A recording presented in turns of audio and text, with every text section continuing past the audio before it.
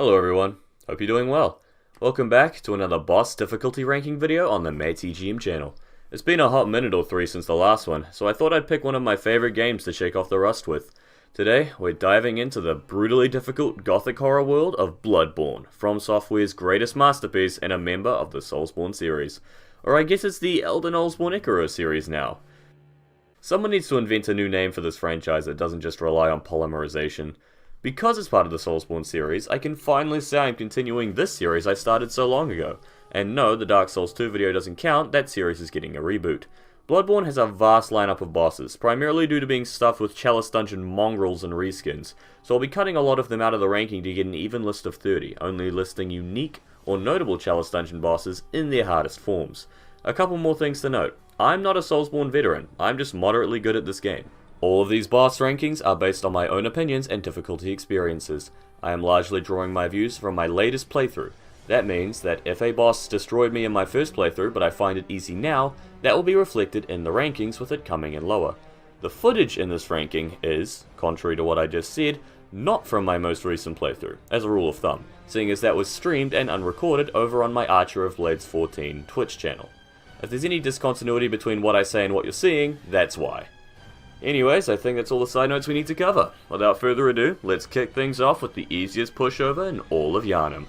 I wonder who it could possibly be. Difficulty is subjective. This is a fact. Everyone has different opinions on every boss because we all have different playstyles, builds, and skill levels. However, if there's one thing we can all agree on, it's that the easiest boss in Bloodborne comes down to a coin flip between the Witches of Hemwick and the Celestial Emissary, and evidently, the Witches came up with tails. They're well deserving of the community's dismissal as a pushover boss. They have very low attack variety, minimal damage, criminally low aggression. You're more at risk of your console turning off due to a power cut than you are of being killed by the Witches. This boss does take a long time to kill, especially considering its difficulty, but that's because it spends most of the fight invisible and far away from you. However, these witches must be up to some shady side business, because they've turned this place into the red light district. You look for the glowing red light like a little moth, smack it, and boom, there's your target. Go behind her, backstab, rinse and repeat. Sure, she has help in the form of mad ones, but all you have to do to neutralize their aggression is social distance. They have really low awareness. Sometimes I even fight them for thrills. I want to get some enjoyment out of this fight. I'm not even going to mention the zero insight trick. I'm not going to bully the witches that hard. The game developers already did that enough when they were designing them. There is a second witch that you have to kill after the first, and this is where phase 2 begins. At this point, the witches will actually start fighting back. They have a very annoying ranged grab attack that will do somewhat tolerable damage to a low level character, and if they spam it, you could even find yourself reaching 0 health. And you will not feel good about that. The second witch can even resurrect the first, extending the duration of this fight even longer. However, this really isn't a threat so long as you can keep awareness of where they are, as to avoid any grab attacks. You could even find the second witch before the second phase. Both of them are in the arena from the start and they both put out the red light. This will let you take down their health bars evenly, mitigating the threat of the second phase entirely, seeing as you could end it in a few seconds. This boss is a total pushover, but hey, at least it makes the rune tool easy to collect. Props to the witches for that, I guess. Your sacrifice is appreciated. Number 29, the Celestial Emissary. These little blue bastards. In my first playthrough, I destroyed them with ease. Barely made me sweat. In my newest playthrough, they killed me twice. Before I get into how that is, let me talk about the fight a little bit. This fight is like Royal Rat Vanguard, or Deacons of the Deep. There's a whole lot of blue aliens, and one of them has a health bar. Your job is to carve through the crowd to get to him and make him regret ever taking a boss health bar for himself. Once you get him below 50%, he grows really big, meaning you no longer have to look for him, and as long as you can maintain crowd control, it will be a cinch. This boss is not difficult. So if that's the case, why did I die to them? That's because of the one advantage these mob type fights have. If you get caught in the middle of the crowd and they unleash on you at the perfect time, you can be decimated due to sheer numbers. The Celestial Emissary is the best example of this. Because Bloodborne has the counter hit system, if you try and desperately dodge out of the middle to get some distance, you get clipped and there goes your health bar, because contrary to everything I've been saying, these guys are a late game boss and therefore do decent damage. However, if you're smart with your positioning and can stay on the outside of the mosh pit, you will find that this boss really has very little to offer you. Send these aliens back to Otherworldly Zone. Number 28, Mergo's Wet Nurse. The final, penultimate, or third to last boss of Bloodborne is not exactly a worthy challenge for that moniker. This is another boss I very rarely die to, and it's not hard to see why. It goes against most of the principles that make a boss tough in Soulsborne. It's slow, its attacks are easy to avoid, it doesn't have a great variety of moves, and it fails to spark a sense of dread in me. The ability for a boss to get under your skin and make you nervous is undoubtedly important. It gives them an extra edge over you that can only be ground out with practice and bravery. In a game like Bloodborne, a horror game, it's especially important. Mergo's Wet Nurse has the look down packed, but it isn't scary in any other way.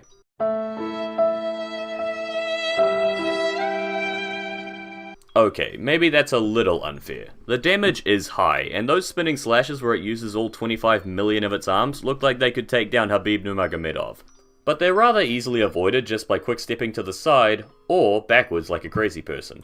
In the second phase where she summons the purple mist and starts cloning itself, it's extremely disorientating, and that is the one part of the fight I would call dangerous, given the damage output. But I can usually luck my way through the attacks to get the win regardless, so it's hard for me to call it that big of a deal. Some of her attacks will even lock the Wet Nurse into attacking where you were a couple seconds ago, basically asking for you to circle round to her back and punish away at will.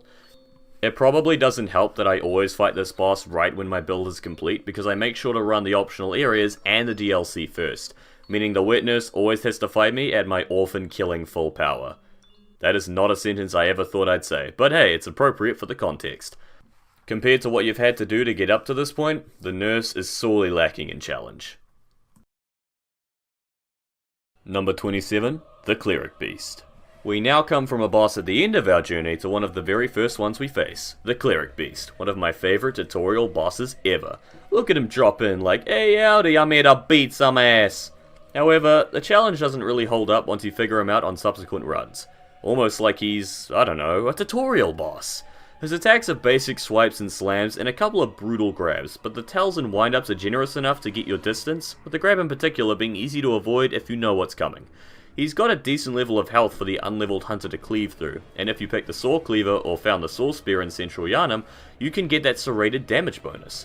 Molotov cocktails can also be used to exploit beast enemies' blanket weaknesses to fire. So this guy is a really great tutorial for this type of boss and how to fight them, even before you get blood gems and runes to further increase your power. He also teaches you the golden rule of sticking to that ass and slashing away. You gotta give him credit for that. However, because of everything I just listed, he cannot escape the bottom 5 easiest bosses. But hey, he's a great tutorial boss. Cause, or some say cosm. Do you hear our prayers? No, we shall not abandon the dream. Oh no.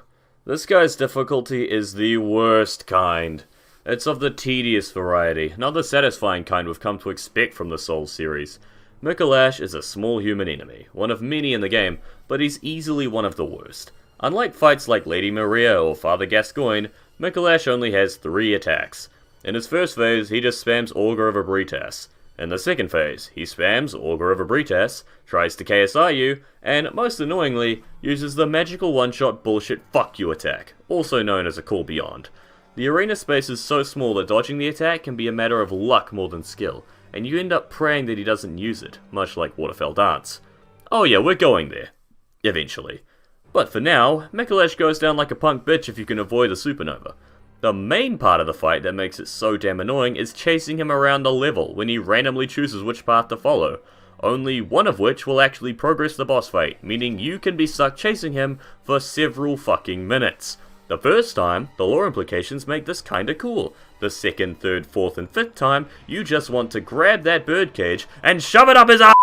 Meanwhile, there's minions that can poke you if you limit yourself to a leisurely stroll, but those of us blessed with the stamina to run will not get caught out here. The hardest part about this fight is ultimately the tedium, seeing as the lore implications don't matter beyond your first playthrough, or if you watch Vadi Vidya. If you fall victim to a call beyond after having to chase him around for several minutes, you will want to smash your controller. The hardest part about this fight will be booking some anger management classes after you finally manage to kill this bird brain. Number 25, Darkbeast Paarl. This boss feels strange every time I fight it. It's hard for me to accurately pin down the difficulty because the encounters I've had are so varied. Some fights have ended with my victory in less than a minute, other times this boss has chewed me up and spat me out with ease. Given the heavy focus on DPS that this boss has, that is probably down to build and level more than skill. In my newest playthrough, I was around level 30 and crushed this guy with minimal effort, so here he sits for now. He's a big lightning doggo that darts around the large arena and deals out damaging swipes and lightning AoEs, so bolt resistance is definitely useful here. As his name suggests, he's a beast, so serrated damage and fire paper will be valuable tools here to up the damage, which as I said before, is the primary way you beat this boss, high DPS. Speaking of, there is one big weakness this boss has, which is where you want to focus your strategy. This boss's legs break easier than Conor McGregor's. If you can deal enough damage to his legs, you'll knock him down, take out his lightning, and get a solid few seconds to get hits in. If you take those seconds to circle around to another uncrushed leg and repeat the strategy, you can stunlock this doggo into a quick death. So long as your weapon and level is area appropriate, you'll smash this guy with moderate ease. Oh, unless you find him once you've uncovered Yahargul. Then you'll be overleveled and you'll fold him like the bolt bionicle bitch beast that he is.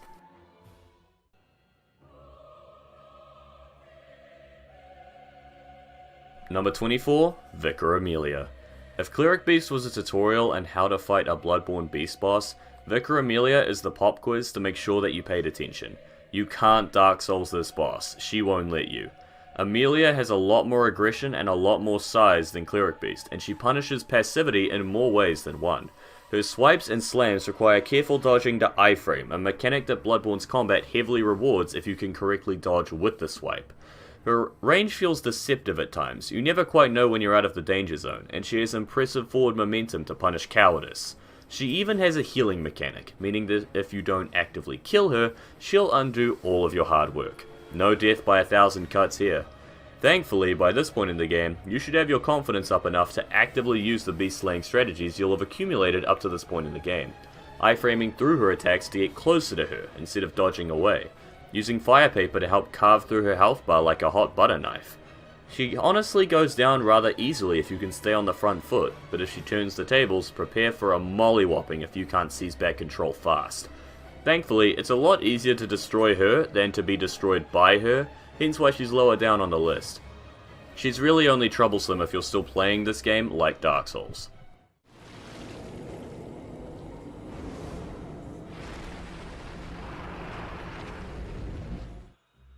Number 23, the One Reborn. What a disgusting fight.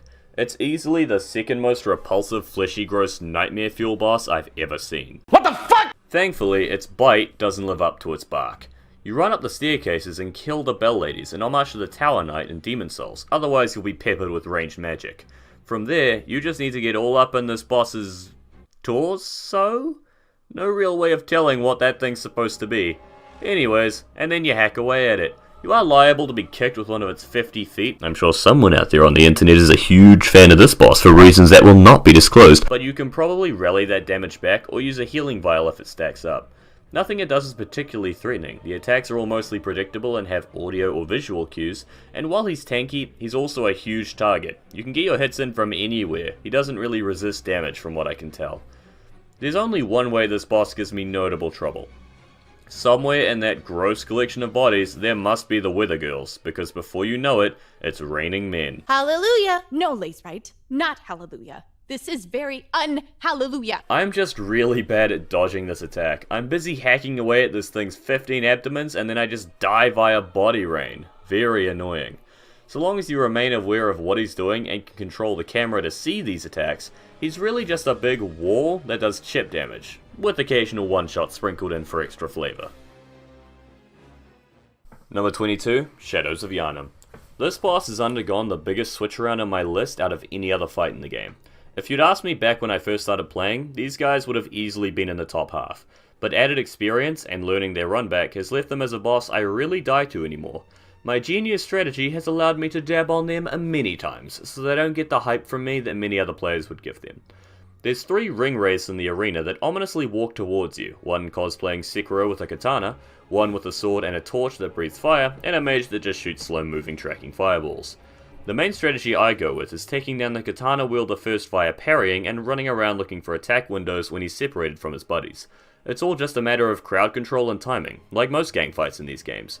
If you get the chance, try to whittle down the others with 1 or 2 hits, but stay focused on that katana boy. He's by far the most aggressive and the biggest threat early in the fight. Once I take down Samurai Jack, I try to break down the other 2 fairly evenly to end the fight in a timely manner, but it does get a bit harder when they summon snakes out their faces and get extended range on their attacks. Call that snakes on a wraith. These 2 enemies have much less health than the katana boy, and therefore are easier to kill, especially if you maintain an aggressive playstyle and can blitz them. The main threat are the giant snakes in the 3rd phase that they can summon, but I must get lucky when it comes to this attack every time, because I've never died to it and I barely ever see it. If you want to do what I do and avoid the attack altogether, try to melt the mage as quickly as possible once he's the only one left. That seems to work in terms of negating the snakes. Call that snakes in a grave. 2 for 1 deal. You're welcome. Number 21, the Living Failures. A boss I can relate to. But seriously, these guys are easily the weakest of the 5 DLC bosses. They're not exactly a pushover because they have incredible damage output, high health, and an uncanny ability to gang up on you, as befitting of DLC boss difficulty. However, they also have very predictable attack patterns, involving head slams and swipes with the occasional energy blasts, none of which is anything you haven't seen before. In addition, they have very slow movement speed, and they're fairly stupid. The scariest move they have is when they praise the sun and get rewarded for their faith by meteors falling from the sky. As predicted, these will destroy you. However, the meteor attack will literally never hit you if you know where to stand. Just stand behind this tree and you'll be A-OK. It's a safe spot. The meteors come from the same position every time. I'm not sure if that's a design flaw of the boss or deliberately throwing the player a bone, but either way, it's appreciated. The hardest part about this fight is staying careful for as long as it takes to slay this boss, seeing as killing enough failures will deplete the health bar, but that does take a while. All you need to do is stay disciplined, and you'll get through this boss in no time. Number 20, the Undead Giant with the Ball and Chain. So, do you like Bloodborne? Would you rather play a worse version of the game? Well, good news! The Chalice Dungeons exist, and they are here to be enjoyed? Explored? Endured? I don't know, none of those truly capture the essence of what these dungeons make you feel, but that's a topic for another video. What we are here to talk about are the unique Chalice Dungeon bosses, like this lad, the Undead Giant. Specifically, the toughest variant you can find, the one with the ball and chain. He's a lumbering target with a weak point to make him staggerable for visceral attacks, and almost all of his moves are slow and predictable, easily dodgeable if you're paying attention and don't get too greedy. So why is he so high up on the list then? Well, whenever he attacks in the 2nd phase, the chains on his back will whip round to provide follow-up damage, and they are the main threat. If you take a counter hit from them, that is a near guaranteed one-shot. This guy hits ridiculously hard, even on his normal attacks. However, that's really all he's got, fat damage output. If I had to compare him to another boss, I'd call him a singular version of the Living Failures. He's easy to die to, but also easy to kill so long as you stay careful.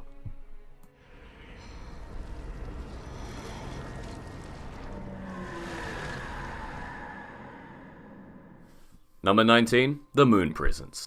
The true final boss of Bloodborne comes in outside the top half. Unexpected, but unsurprising when you get into the fight. The Moon Presence fights like a beast boss, rapid swipes and charging forward, nothing you haven't already seen and beaten before. Make sure not to backpedal too much and try to stay aggressive so you can maintain control of the fight. The wrinkle here is the Moon Presence's unique attacks. These include an attack which brings you down to 1 HP at the cost of a long cooldown for the presence, letting you heal up easily just by smacking it to rally your HP back and then do up the rest with blood vials. The Moon Presence can also negate your blood vial usage for a time. If it uses the 2 unique attacks in rapid succession, that will put the panic on you, and is the best shot the boss has at actually killing you. However, this is not a common scenario, whether by my luck or by game design, so I don't think I can bump his difficulty up too high because of these factors. I will say that the biggest strength this boss has is that it fights you directly after you tango with a much harder boss. meaning that it catches you when your resources are already depleted from that fight. However, if it does manage to kill you, you can just come back and fight it with full equipment, making it even easier to beat, and I beat it on my first try anyways. While this boss has the potential to shave off a life or two at the end of your playthrough, it won't take any skills you don't already have to slay your final great one. Number 18, the Blood-Starved Beast. Oh, this boss is... I heard and saw many a horror story regarding this battle, and how it was the bane of the early game. When I first fought him, I understood why. He is easily the hardest boss in the early game for the inexperienced, and a large part of that is his feral aggression. He comes forward and does not let up, attacking with rapid slashes and crazy forward pressure. While all of his attacks can be parried, the odd tells and strange movements can screw with your timing, quickly depleting your bullet supplies if you're not careful. This battle gets properly hard when you reach the second and third phase, and that is because of poison. In phase 2, each of his attacks that land will deal poison damage, and in phase 3, being near him is near instant poisoning. And poison in Bloodborne, especially in this boss fight, is a real threat, quickly lowering your health bar, and even killing you before you can have a chance to heal up, if he happens to get you low enough when he damages you with the poison. Thankfully, there are some antidotes in the arena, and you can get more elsewhere, but good luck menu swapping when this thing is on your ass. His most dangerous attack in my opinion is his grab in the third phase. Guaranteed poison, large single hit damage, difficult to read, and even if you survive, you're most likely going to die from damage over time before you're able to spam blood vials. So what brings this boss into the bottom half of the list? Well, he has reasonable health for his placement in the game. If your weapon is sufficiently upgraded and you're using fire, he will go down pretty easily if he doesn't take you down first. And the first two phases are perfectly manageable if you have antidotes and manage to learn his tells. For example, dodging into his left side lets you avoid a lot of his attacks via iframes and gives you ample opportunities for punishment. You can also distract him momentarily by using Blood Beast cocktails. The more you know. But regardless of your strategy, this boss definitely needs to be treated with respect, or he'll rip it from you. He's certainly a roadblock, but he can be overcome with strategy and a little getting good. You'll be one of them, sooner or later.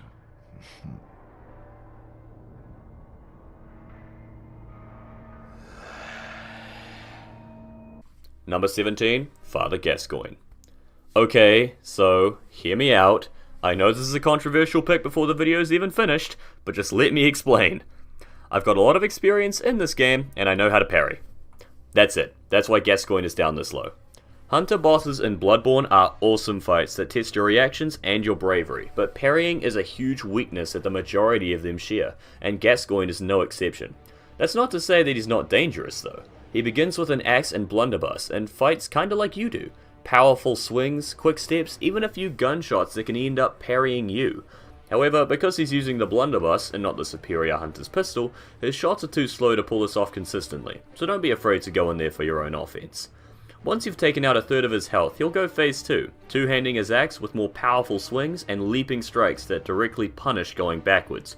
You need to prioritize dodging to the sides of his strikes, and using the gravestones to put distance between yourself and him for healing and collecting yourself. Reading his attacks opens him up for more gun parrying in this phase, rewarding you with a hefty punish. Adding in another wrinkle is a music box you can find in central Yharnam via a questline, which can stun him twice when used. Just don't use it 3 times or Dad gets mad. Gascoigne doesn't have too much health either. If you've upgraded your weapon to at least +2, he can actually be rather fragile. He's tough, but nothing unbelievable. I think the main advantage he has is because he's so different to Dark Souls. Most people coming into Bloodborne will be expecting a slower boss and get mollywopped. If Cleric Beast was a tutorial on how to fight beast bosses, Gascoigne is a tutorial on how to fight hunter enemies. Making sense, seeing as he's the first mandatory boss of the game, and he's by far the easiest hunter fight in the game. You do well to be afraid of that fact.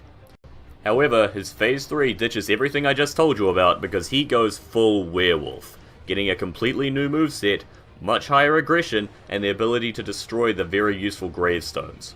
From that point on, you need to up your aggression and kill him quickly.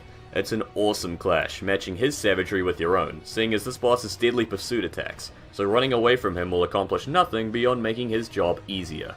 As he's now a beast, he becomes weak to fire and serrated damage, so make sure to make use of those Charmanders. Charmander, I killed you! Overall, Gascoigne is a fantastic fight, but one that can be overcome if you're willing to learn his dance and conquer your fears. You better, because he is the gatekeeper to the rest of one of the best games I've ever played. Number 16, Amygdala. The final boss on today's list is the single testicle Cthulhu monkey that has the balls, no pun intended, to come down and fight you. And once you figure out its tricks, it's not hard to see why the rest of them stay away. Nah, I'm kidding. Amygdala is a real challenge, but one I've never been able to narrow down precisely, kinda like Darkbeast Paarl. I'll have a couple playthroughs where it'll destroy me with high damage, hard to read attacks, hard to hit weak spots, and decent health for this part in the game, and then a bunch of runs where I melt him quicker than Olaf in the summer. This is largely dependent on how well you can stay in front of him and hit his head, Amygdala's major weak point, seeing as every other spot of his body takes reduced damage, some of it absurdly so. Occasionally he'll have his head dip down low enough for you to get easy whacks in, enough to stagger him and enable a visceral attack. Other times he'll be flexing his Giga Chad hide on you, and it'll be just out of your range, baiting you into making stupid greedy moves where he'll punish you accordingly. This is where my Saw Cleaver comes in handy thanks to its vertical attacks in the transform state. Any weapon with vertical attacks is super useful here, highly recommended. I'd also recommend heavy weapons, because then you have an added chance of getting that stagger. When Amygdala enters into phase 2, it'll rip off its own arms, like an absolute Chad, don't worry, it's got enough to spare, and use them to extend its range, but its moves are all dodged in the same way. All it basically means is stay closer to the boss. Just smack it in the face balls, and this monkey will go extinct.